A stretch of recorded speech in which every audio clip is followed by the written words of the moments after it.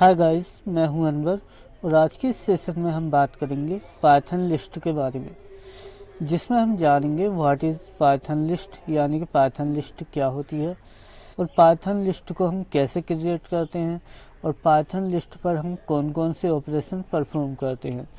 So guys, बने रहिए हमारी इस वीडियो के साथ ताकि आप अच्छे से समझ जाएं कि पाइथन लिस्ट क्या होती है और पाइथन लिस्ट कैसे क्रिएट करते हैं और पाइथन लिस्ट पर कौन कौन से ऑपरेशन परफॉर्म करते हैं। तो चलिए सबसे पहले स्टार्ट करते हैं। What is Python list? List is one of the Python data types. मतलब लिस्ट भी पाइथन का एक डेटा टाइप है। जिस तरह से स्ट्रिंग, टपल्स, डिक्शनरी आदि कुछ डेटा टाइप्स हैं, ठीक इसी तरह से लिस्ट भी पाइथन का एक डेटा टाइप्स है।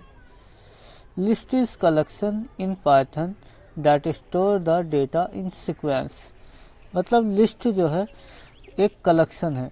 कलेक्शन का मतलब होता है जिसमें हम बहुत सारा डेटा कलेक्ट करते हैं। जैसे कि लिस्ट है तो लिस्ट में हम बहुत सारा डेटा मतलब मल्टीपल डेटा स्टोर कर सकते हैं, कलेक्ट कर सकते हैं। That store the data in sequence, और लिस्ट में हम डेटा को सीक्वेंस की फॉर्म में स्टोर करते हैं, मतलब एक के बाद एक।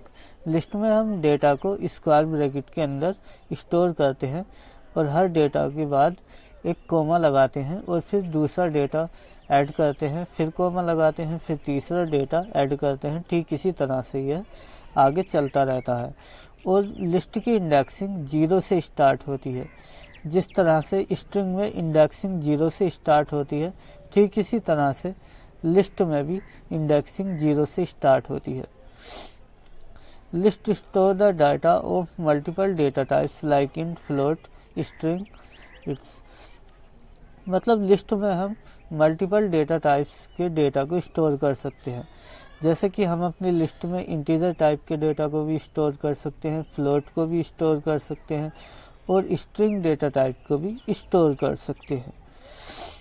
मतलब हम एक लिस्ट के अंदर जो है मल्टीपल डेटा टाइप्स के डेटा को स्टोर कर सकते हैं।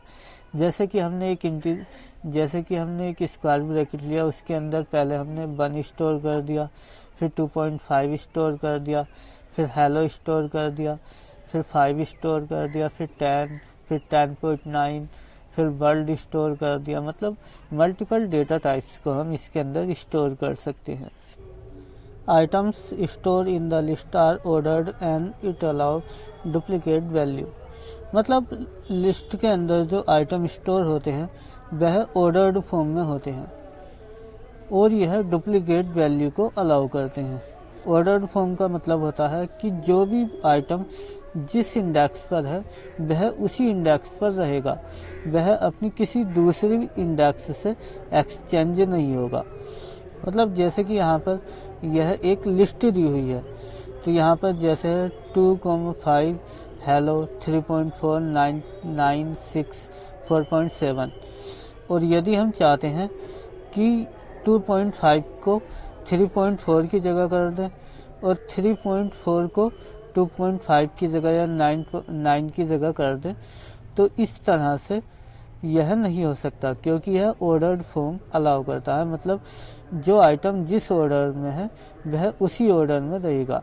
जैसे कि 2 0 इंडेक्स पर है, 5 1, हेलो 2, 3.4 3.4 3 पर, 9 4 पर, 6 5 पर और 4.7 6 इंडेक्स पर है, तो इनका इंडेक्स वही रहेगा। इंडेक्स हम चेंज नहीं कर सकते। जैसे हम हेलो को 1 से उठाकर 2 पर पहुंचाना चाहें या 2 को 0 से उठाकर 1 पर पहुंचाना चाहें, तो ऐसा नहीं हो सकता। मतलब इनका इंडेक्स चेंज नहीं हो सकता, केवल वैल्यू को हम अपडेट कर सकते हैं।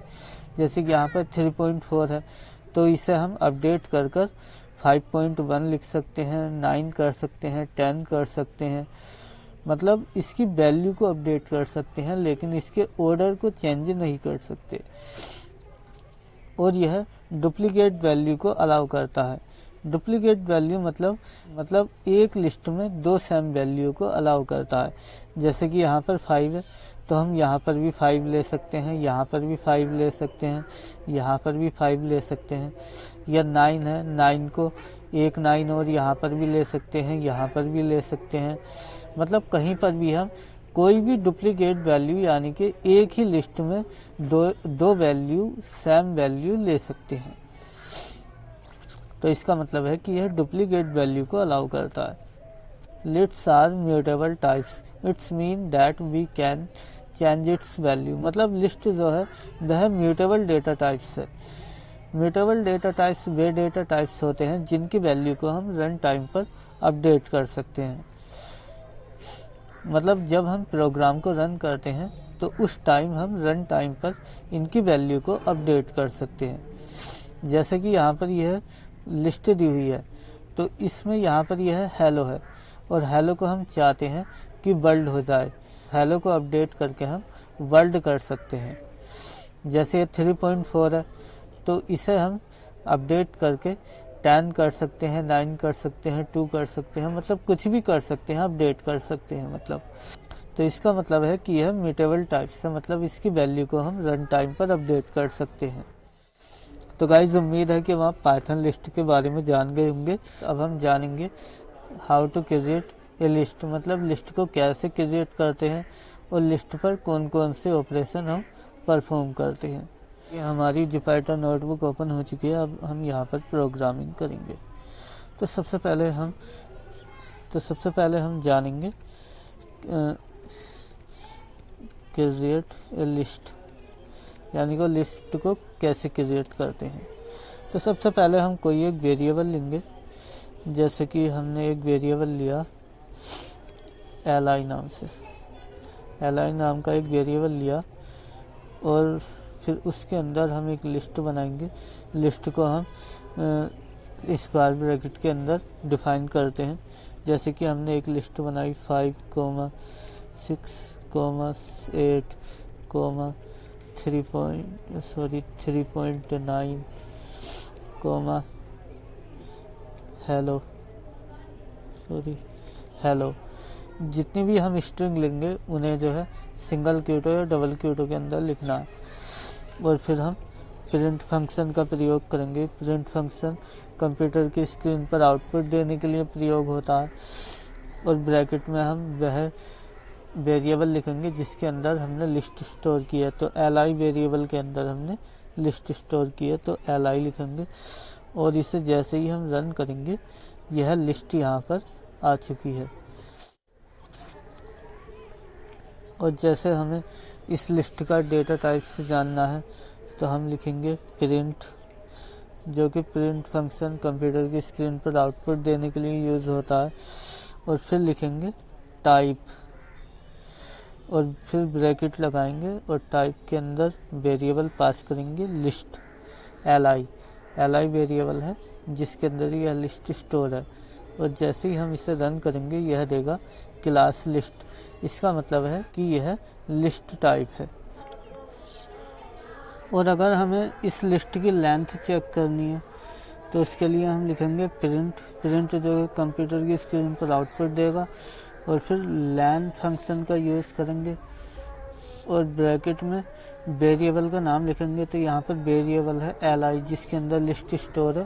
और जब इसे हम रन करेंगे तो यह देगा 5।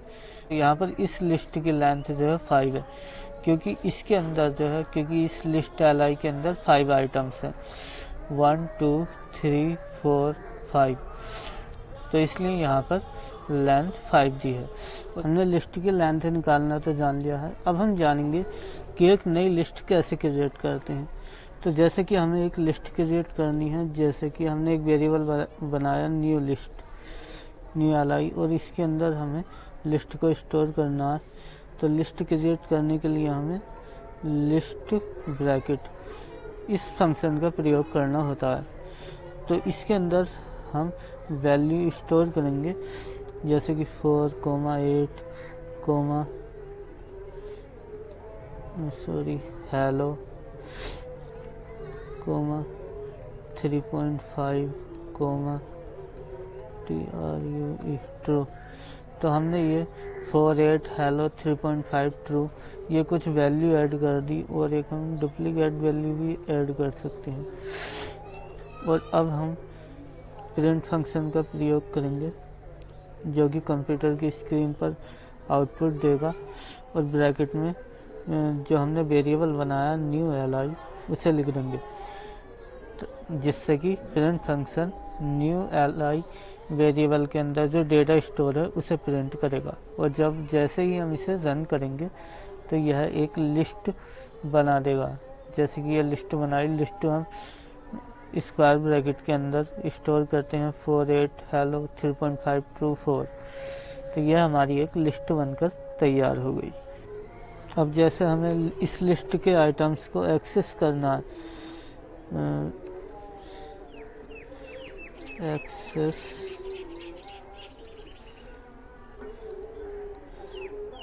लिस्ट आइटम्स, एक्सेस का मतलब है कि हम कोई भी आइटम्स को एक्सेस कर सकते हैं। जैसे कि हमारी एक लिस्ट है ये li, हमने ये कॉपी की और यहाँ पर पेस्ट कर दी, ये हमारी एक लिस्ट बन गई। और अब हम चाहते हैं कि हेलो को, और अब हम केवल हेलो को प्रिंट करना चाहते हैं, तो इसके लिए हम क्या करेंगे, प्रिंट फंक्शन लिखेंगे जो कि कंप्यूटर की स्क्रीन पर आउटपुट देगा। वेरिएबल का नाम लिखेंगे li और स्क्वायर ब्रैकेट लगाएंगे और उसके अंदर इसका इंडेक्स लिख देंगे। जैसे कि 50 इंडेक्स 6 1 2 3 4, तो इसका इंडेक्स 4 है तो यहाँ पर हम 4 लिख देंगे। और जैसे ही हम इसे रन करेंगे तो हेलो कंप्यूटर की स्क्रीन पर आउटपुट के रूप में आ जाएगा। और जैसे कि हम चाहते हैं कुछ ज़्यादा आइटम्स का एक्सेस करना, जैसे कि 6 से लेकर हेलो तक, तो हम यहाँ पर 1 लिखेंगे और कॉलन लगाएंगे। और जैसे इसे रन करेंगे तो 6 से लेके 6 के बाद के मतलब 5 के बाद के 5 को छोड़कर सारे आइटम्स कंप्यूटर की स्क्रीन पर प्रिंट हो जाएंगे।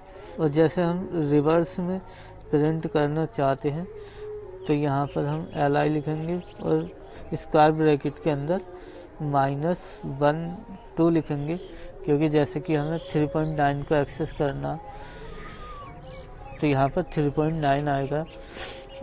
माइनस लगाएंगे तो यह राइट साइड से स्टार्ट होगा, मतलब पहले -1 पर हेलो होगा, 3.9 -2 पर होगा, 8 -3 पर होगा और 6 जो है वो -4 पर होगा। और अगर हम रेंज में करना चाहते हैं 4 और -1 के बीच में, तो 4 कोलन -1 लिख देंगे तो यह प्रिंट हो जाएगा 683.9। ठीक इसी तरह से हम और भी आइटम्स को एक्सेस कर सकते हैं।